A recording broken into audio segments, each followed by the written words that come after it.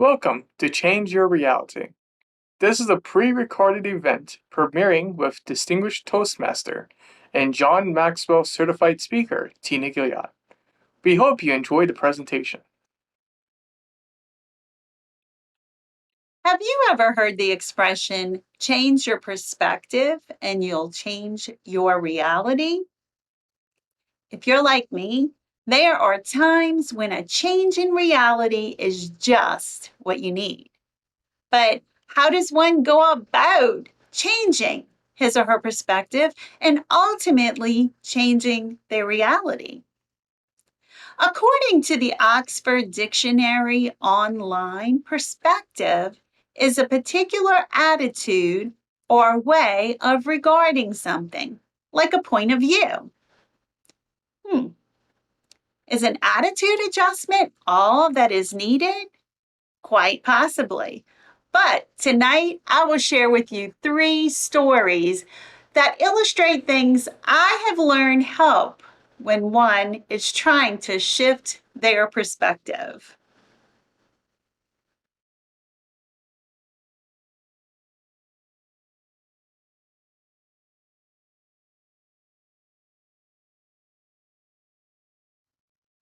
My first story is the most recent. It happened about 3 months ago when I made a bad purchase.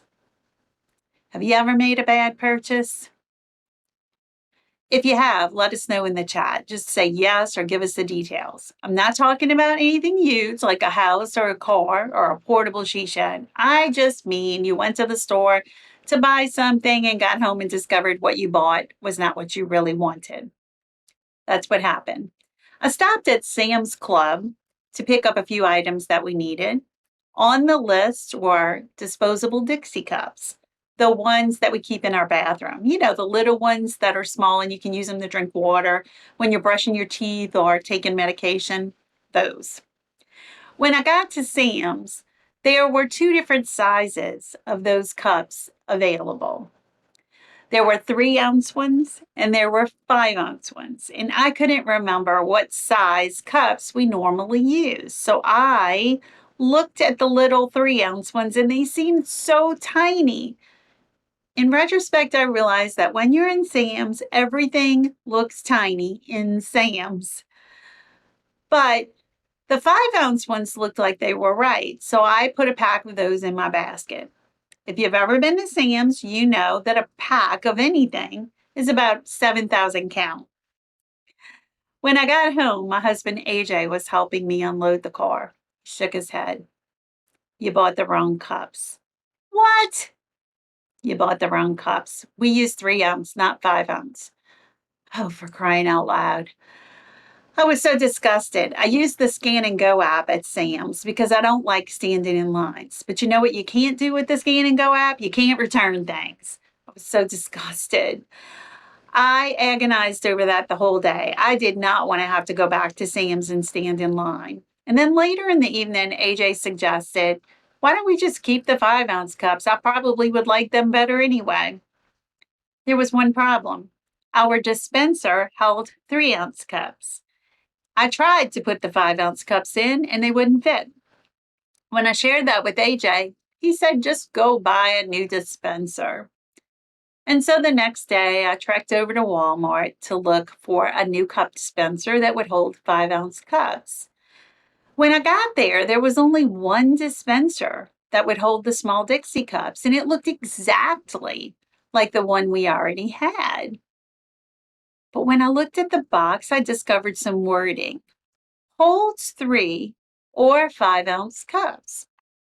Really? Because I had tried hard to cram those 5-ounce cups into that dispenser, and they were not going in. I looked a little closer and realized that there was an arrow pointing to the top of the dispenser that said 3 ounces, and then there was another arrow pointing to the bottom of the dispenser that said 5 ounces. Wait a second. Are you telling me that all I had to do was flip my dispenser over and it would hold the 5-ounce cups? Wow. It was then that I realized that looking at things differently helps. Looking at things differently helps. For years, I've wanted to speak and train. Primarily, I wanted to teach people. At one point a few years ago, I decided that since I was not actively working as a speaker and trainer, I would consider taking some adjunct teaching jobs at the local universities. But in order to do that, I needed to have a master's degree.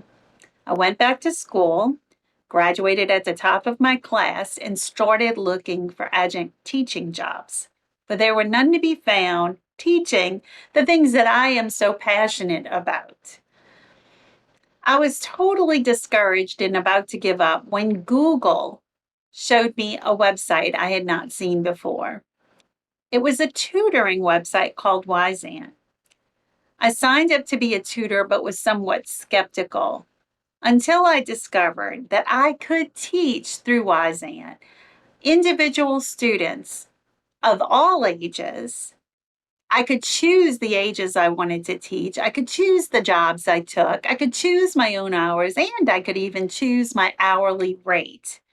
I've done very well over the last couple of months with Wyzant. I've logged 75 hours already in tutoring, and I thoroughly enjoy it. If I had not been willing to look at things differently, I would not be doing so well with Wyzant. I may have never taken that opportunity. Self-help guru Wayne Dyer wrote that if you change the way you look at things, the things you look at change. If you change the way you look at things, the things you look at change. It's so true. Years ago in college, I took a photography class, and I remember the instructor saying that if you wanted to change the perspective of an object, you needed to move. You needed to move and look at it differently. He also said that focus was the difference between success and failure when taking a photograph. And that, my friends, brings me to my second story.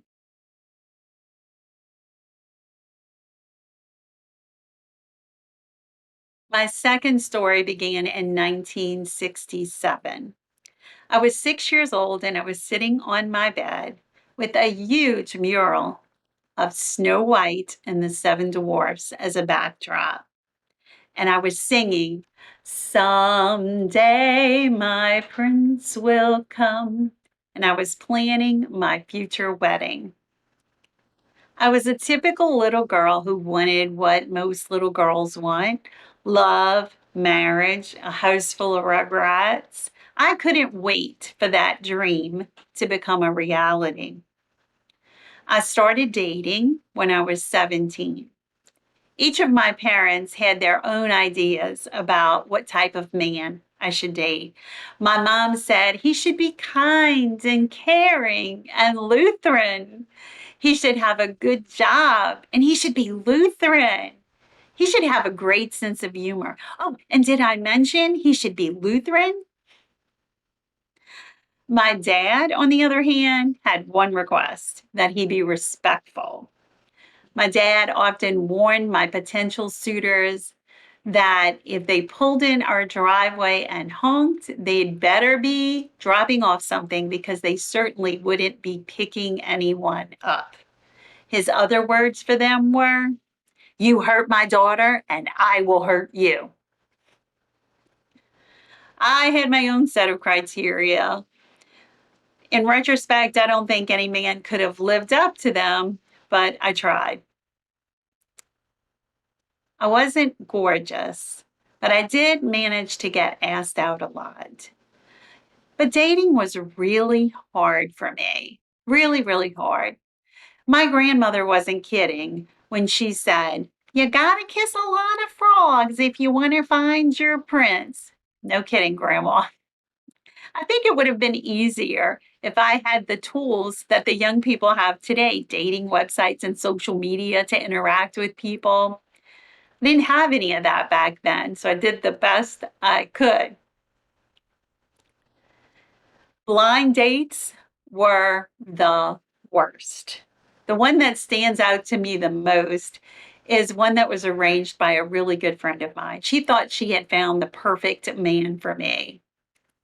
She said he was close to my age, he had a good job, he had a nice personality. Yeah, that should have been a clue, right? And she said he was Lutheran. Jackpot! Not so much. His name was Guy, and Guy was a typical guy.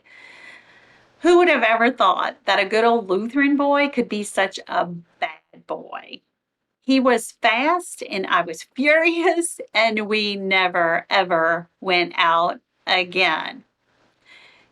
Eventually, I found the man of my dreams. After kissing only 39.6 frogs, don't ask, I found my prince.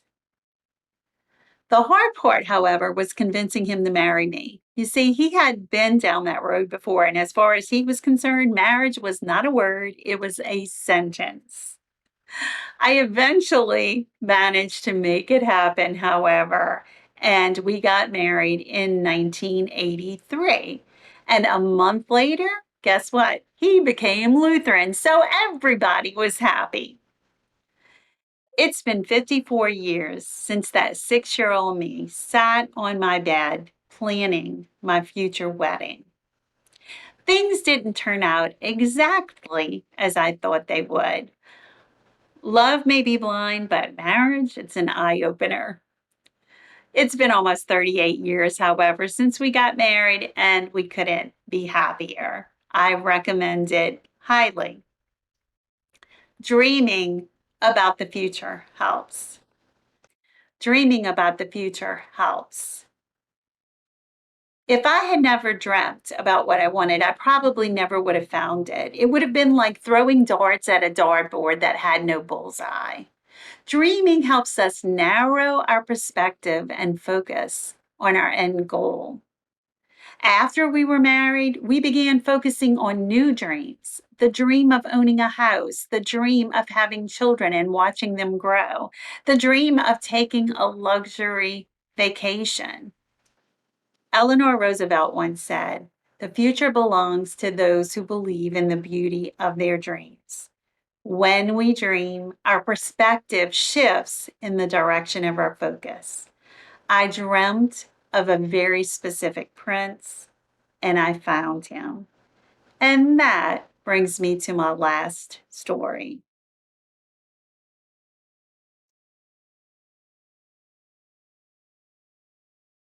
My last story happened in 1983. You might recall that was the year I married my frog, prince, AJ. Right after AJ and I got married, I moved into the house that he had once shared with his ex wife. Besides wanting the house to feel more like our house and less like theirs, she had taken most everything when she left, and so the house was relatively empty. So I convinced AJ that we needed to redecorate. He was wonderful. He accommodated me in every way he could. We bought new furniture, drapes, rugs, really made our house a home and enjoyed the process together. One day when I came home, he met me at the door. He was so excited to share with me his latest accomplishment. He had taken the rolls of wallpaper we'd bought for the bathroom, our master bathroom, and he had wallpapered the whole bathroom. Now, AJ had never wallpapered before. I had wallpapered before. I was the experienced one. And so I couldn't wait to go check out the wallpapering job that he had done in our bathroom. I looked at the wallpaper, checked the seams to make sure they lined up, ran my hand up and down to make sure there were no bubbles or ripples or wrinkles. It looked great. I was so proud of him. Later that night, I was soaking in my bathtub, enjoying my new bathroom, admiring the handiwork of my husband. And then it happened. I discovered that my husband had wallpapered our entire bathroom upside down. Upside down. The floral bouquets on the wallpaper were flowers down, stems up. It reminded me of one of those cartoons where a man's running and he falls into a barrel head first and his feet are sticking up in the air, waving all around. It's probably a good thing that we did not have the internet back then. Otherwise, I might have Googled and discovered that in some cultures, an upside down bouquet is the symbol for the end of an affair. And it might have been the end of an affair, but it turned into a source of humor for us, especially when we take on new decorating projects. Laughing at the situation helps. Laughing at the situation helps. We laugh a lot in our household. Several years ago, AJ was diagnosed with cancer and he's had a couple of battles with it.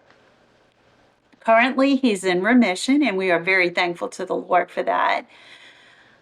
But when he was going through his battles, he was often in a lot of pain.